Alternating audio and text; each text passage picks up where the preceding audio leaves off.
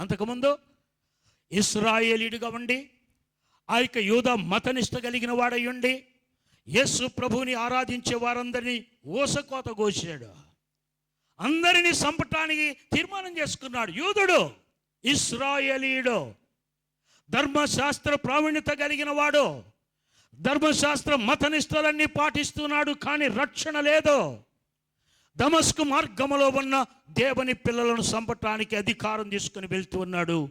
మార్గమధ్యములో యేసయ్య ప్రత్యక్షమై, సౌలా సౌలా నీ వేళ నన్ను హింసించున్నావని ఒక మెల్లటి స్వరము ద్వారా మాట్లాడి కఠినుడైన సౌలును, యేసు ప్రభువుని ఆరాధించే వారిని హింసించి చంపుతూ ఉన్న క్రూడైన సౌలును, మత నియమాలతోటి, మత నిష్టలతోటి, మత ఆచారముతో ఉండి, మతపు మత్తుతో ఉండి దేవుని పిల్లలను హింసిస్తున్నాడు. మతపు మత్తులో ఉండి యేసు ప్రభుని ఆరాధించే వారిని చంపుతూ ఉంటే యేసయ్యే ప్రత్యక్షమయ్యాడు. సౌలా సౌలా నీ వేళ నన్ను హింసించున్నావని ఒక ప్రేమ స్వరము. చూడండి, సౌలు దేవుని యేసు ప్రభుని ద్వేషిస్తూ ఉన్నాడు. సౌలు యేసు ప్రభుని దూషిస్తూ ఉన్నాడు. సౌలు యేసు ప్రభుని ఆరాధించే వారిని చంపుతూ ఉన్నాడు. సౌలు యేసు ప్రభుని ఆరాధించే ప్రజలను నాశనము చేయటానికి తీర్మానం చేసుకున్నాడు.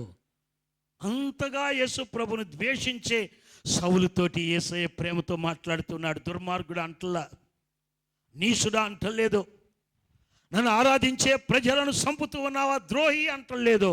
ఏమంటున్నాడు? సౌలా సౌలా నీ వేళ నన్ను హింసించున్నావు. ఎంత ప్రేమ, ఎంత ప్రేమ! ఆ మాటతోటి మతపు మత్తు దిగిపోయింది. ఆ మాటతోటి అహంకార పొరలు రాలిపోయాయి. ఆ మాటతోటి తన హృదయంలో ఉన్న గర్వం, అహంకారం, యేసు ప్రభుని ద్వేషించే ఆ ద్వేషమంతా పోయింది.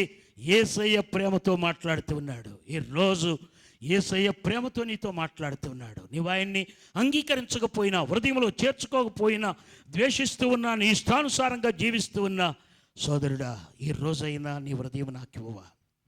సహోదరి, ఈ రోజైనా నీ హృదయంలో నాకు చోటు ఇవ్వవా? కఠిన హృదయాన్ని నీవు మార్చుకోవా అని ఈరోజు ఈ సందేశము ద్వారా యేసయ్య ప్రేమతో నీతో మాట్లాడుతున్నాడు. ఇప్పటి వరకు మనం ఎంతో చెడిపోయి ఉండవచ్చు, పాడైపోయి ఉండవచ్చు, దుర్మార్గతతో నింపబడి ఉండవచ్చు, కానీ యేసయ్య ప్రేమ ఎంత గొప్పది!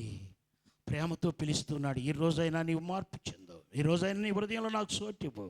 ఈ రోజైనా నీవు నన్ను అంగీకరించు. ఈ రోజైనా నా రాజ్యంలోనికి ప్రవేశించు. ఈ రోజైనా నాకు స్థలం ఇవ్వమని బ్రతిమలాడుతున్నాడు. యేసయ్యను బ్రతిమలాడుతున్నాడు. దేవుని ప్రేమ వాక్కు సౌలుని జీవితాన్ని మార్చేసింది.